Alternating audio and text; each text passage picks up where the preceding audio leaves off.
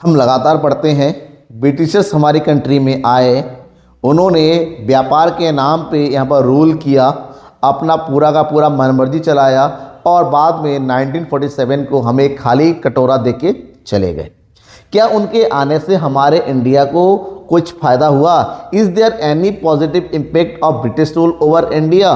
तो आपको अगर इसका आंसर देना है कि क्या कोई पॉजिटिव इफेक्ट था, तो आपका आंसर होगा यस था। तो कौन कौन से पॉजिटिव इफेक्ट थे ब्रिटिशर्स का इंडिया का? क्योंकि अब तक जो लेक्चर था मैंने इंडिया के फीचर्स के बारे में बताया on the eve of independence. मैंने आपको फीचर्स ऑफ एग्रीकल्चर बताया, फीचर्स ऑफ इंडस्ट्रियल सेक्टर बताया, फीचर्स ऑफ फॉरेन सेक्टर बताया, ऑक्यूपेशनल स्ट्रक्चर बताया, इसके अलावा डेमोग्राफिक प्रोफाइल एंड इंफ्रास्ट्रक्चर भी बताए। जहां पर बेसिकली जो पॉइंट था वो नेगेटिव में था कि ब्रिटिशर्स हमारे कंट्री को पूरी तरीके से एक्सप्लॉइट किया। लेकिन ब्रिटिशर्स ने हमारी कंट्री में रूल करने के साथ साथ जो कुछ भी किया वो जब इंडिया को छोड़ के चले गए वो यहीं पर छोड़ के गए, अपने साथ लेके नहीं गए। तो what are the main positive impacts of British rule over India we have to study in this lecture. Okay, let's start our lecture. The positive impact of British rule over India, number 1 is infrastructure.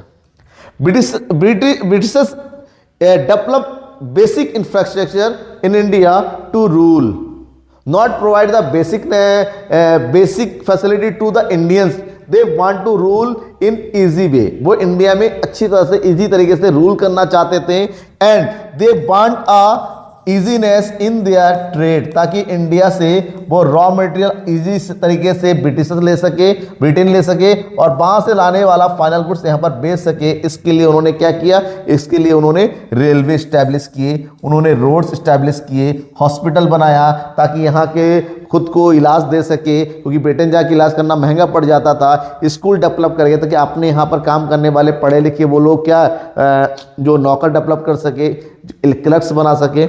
So there are some positive impact. They develop infrastructure. Modern infrastructure development जो India में हुआ वो Britishers के आने के बाद से ही हुआ।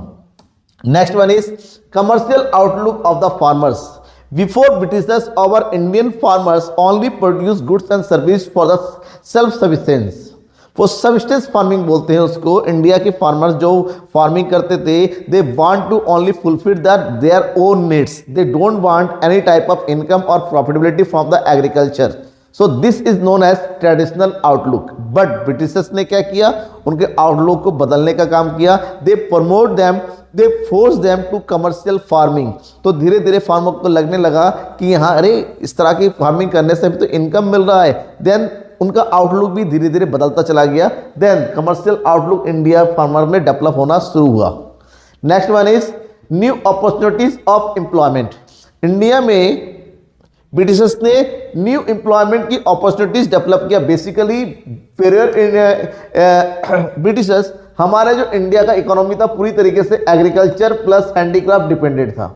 अब हैंडीक्राफ्ट तो उन्होंने पूरी तरीके से क्या कर दिया? डिस्ट्रॉय कर दिया। जो agriculture most of people depend हो गए। तो बट उन्होंने क्या किया? नए नए इंफ्रास्ट्रक्चर डेवलप किए। फॉर एग्जांपल रेलवे डेवलप की तो रेल में काम करने वाले एम्प्लॉयज चाहिए। उन्होंने रोडवेज डेवलप किए तो इसके लिए एम्प्लॉय मतलब उन्होंने स्कूल ओपन किए तो टीचर से कई तरीके के उन्होंने दूसरे तरीके से एम्प्लॉयमेंट जनरेट करने का भी वर्क किया। भले ही वो कम था लेकिन था। Control of famines. इंडिया में पहले जो था ना, जो राजा महाराजा काम करते थे अपने आप को तो बड़े बड़े जो है फोर्ट में बंद कर देते थे। बेसिकली जो फार्मर्स तो उनको बड़ा नुकसान आता था फेमिन्स का, दैट इज फ्लड का।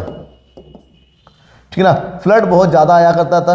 फ्लड मतलब बाढ़ जो आना, ऐसे में उनकी सारी फसल खराब, फूड की बहुत बड़ी प्रॉब्लम थी, फूड ग्रेन था, जो फेमिन इफेक्टेड एरियाज थे। तो धीरे धीरे यहाँ पर उसको कंट्रोल किया गया। जो भुखमरी थी उसको कंट्रोल किया गया। तो वो जो प्रॉब्लम्स आती थी उस समय भुखमरी की, फेमिन की, तो उस चीज़ को कंट्रोल करने में बहुत ज़्यादा उन्होंने वर्क किया। Next one is monetary system of exchange. Basically barrier India में ब्रिटिशर्स के आने से पहले इंडिया में जो चलता था वो बार्टर सिस्टम सबसे ज़्यादा यूज होता, बार्टर सिस्टम या फिर गोल्ड कॉइन्स। बट ब्रिटिशर्स ने इंडिया में एक प्रॉपर बार्टर सिस्टम की जगह पर एक प्रॉपर मॉनेटरी सिस्टम किया और उन्होंने इंडिया में रुपीज़ का स्टार्ट किया। इंडिया में एक अपनी खुद की करेंसी थी। पहले तो ब्रिटिश करेंसी चलती थी लेकिन बाद में उन्होंने इंडिया को एक रुपीस नाम का करेंसी प्रोवाइड किया ताकि उससे इजीली तरीके से क्या वो एक्सचेंज किया जा सके।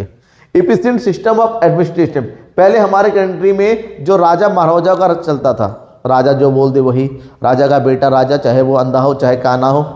बट क्या था, उन्होंने एफिशिएंट एडमिनिस्ट्रेटिव सिस्टम दिया, उन्होंने डिस्ट्रिक्ट बनाए, उन्होंने तहसील तो पहले से बने हुए थे जो मुगल्स ने बनवाए थे, उन्होंने डिस्ट्रिक्ट बनवाए, डिस्ट्रिक्ट के ऊपर डीएम बैठाए, फिर कोर्ट बनवाए, अलग अलग तरीके से किस तरह से एक प्रॉपर मैनेजमेंट हो, क्योंकि ब्रिटिशर्स को इस पूरे कंट्री पे रूल करना था। तो उन्होंने पूरे कंट्री को छोटे छोटे टुकड़ों में बांट दिया, उस हर एक चीज़ के ऊपर एक ऑफिसर बनाया, ठीक है ना, उन सभी ऑफिसर को गवर्नर जनरल बैठाया। तो एक प्रॉपर वे में वही गवर्नर जनरल आज के टाइम में हम कह सकते हैं एक तरीके की जो प्रेसिडेंट है।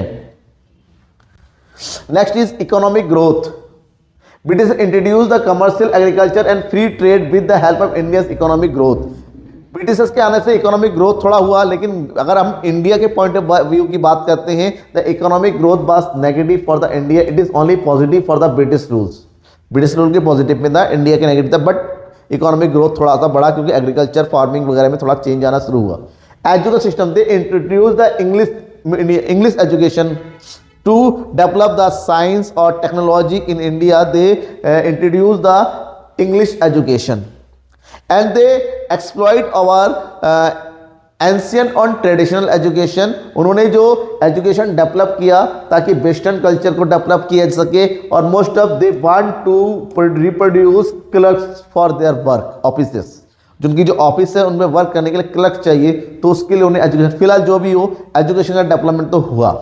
और आज के टाइम में हम देखते हैं कि इंग्लिश मीडियम के नाम पे केवल कुकुरमुक्ति से फैलते चले जा रहे हैं। इंग्लिश मीडियम का लोग ना हिंदी पढ़ पा रहे हैं ना इंग्लिश सीख पा रहे हैं। तो these are the basic failure of the education system of India. या तो भैया हिंदी पढ़ाओ, चाइनीज में सब कुछ पढ़ाया जाता है, चाइनीज लैंग्वेज में पढ़ाया जाता है। इंडिया में भी अपनी खुद की लैंग्वेज है, इतनी सारी लैंग्वेज में कॉमन लैंग्वेज चूज करो या अपनी लोकल में, लेकिन इंग्लिश को प्रमोट करने का क्या मतलब होता है मुझे आज तक समझ में नहीं आया। बट मजबूरी है, मेरे भी student want to need English तो देना पड़ता है मुझे। Next is law and justice. They develop a new legal system of India, established a hierarchy of courts and separated the judiciary from the executive. पहले क्या था, जो किंग था, राजा था, राजा ही जस्टिस करता था। बट ब्रिटिशर्स ने किंग तो रूलर को अलग कर दिया और जस्टिस को अलग कर दिया, उन्होंने जज बनवाए जो दोनों से। इंडिया में आज के टाइम पता है आपको रूल करने वाले कौन होते हैं, उनका अलग सिस्टम है, प्राइम मिनिस्टर है, प्रेसिडेंट है, और जो जस्टिस का वो अलग ही पूरा है, वहाँ पर कोर्ट बनाया गया है, सुप्रीम कोर्ट वगैरह। तो ये दोनों अलग अलग है, ये जो है ब्रिटिशर्स ने इंडिया में किया। Next is democratic principles. India में पहले क्या था, हायरार्की था, राजा का बेटा राजा था, लेकिन इंडिया में बाद में जब आया उन्होंने डेमोक्रेटिक प्रिंसिपल डेवलप किए। तो rule of law, equality law, right to vote और वोटिंग राइट्स, इनकॉर्पोरेट, अलग अलग तरीके से जो वोटिंग वगैरह था वो ब्रिटिशर्स के आने के बाद हो, पहले वोटिंग नहीं था, ये सब ब्रिटिशर्स ने शुरू किया।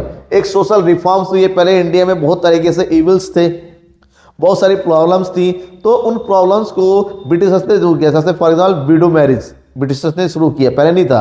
पहले एक था सती प्रथा कि अगर हस्बैंड मर जाता है तो हस्बैंड की जो चिता है उसके ऊपर जाके वाइफ को बैठ के जल जाना है, जिंदा जलना, उसको ब्रिटिशर्स ने ख़त्म किया। जो है छोटी जो बच्ची जिसको बोलते हैं चिल्ड्रन में चाइल्ड मैरिज, जो आज भी चलता है हालांकि, लेकिन ब्रिटिशर्स ने उसको भी ख़त्म करने के लिए बहुत बड़ा काम किया।